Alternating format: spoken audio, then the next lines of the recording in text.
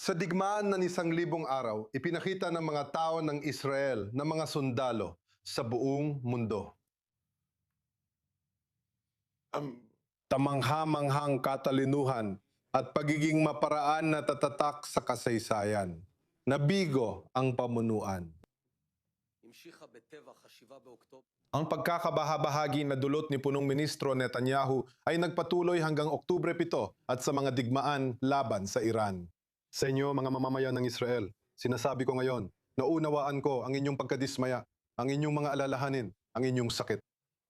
Ngunit taas no kayo. Hindi kailangan ganito ang mangyari. May mas magagandang araw pang darating dito. Mari nating maibalik ang seguridad sa Israel.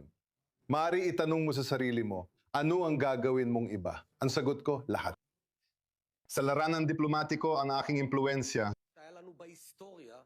sa ugnayan ko sa pinakapaborableng presidente ng US sa kasaysayan. Gagamitin ko lang ito para sa kapakinabangan ng Estado ng Israel. Kayo bilang mga mamamayan dahil kayo lang ang pinagsilbihan ko sa militar.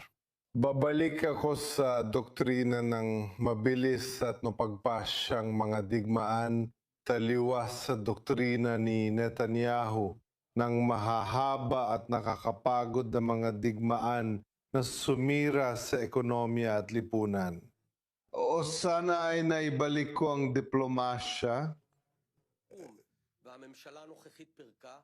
Islamic. Ang opisina ng pampublikong diplomasya na magpapaliwanag ng panig ng Israel ng maayos sa buong mundo sa pandaigdigang entablado at hindi hahayaang ang TikTok at propaganda ang mangibabaw sa pandaigdigang diskurso.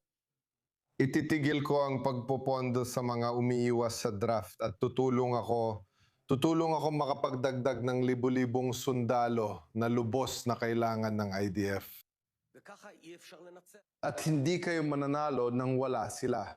At laban sa axis of evil ng Iran, babalik ako sa doktrinang octopus na sinimulan namin sa gobyerno sa ilalim ng aking pamumuno. Sa isang banda upang pigilan ng Iran na makabuo ng sandatang nuklear at sa kabilang banda upang pabagsakin ang rehimen ng Iran sa pamamagitan ng militar, diplomasya at mga ekonomikong paraan. Mangyayari ang lahat ng ito.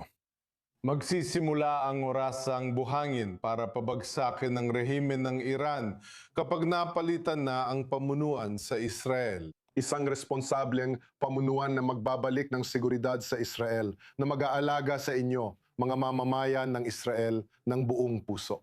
Sa tulong ng Diyos, darating ang mas pagagandang araw. Tanong mula sa Channel 12.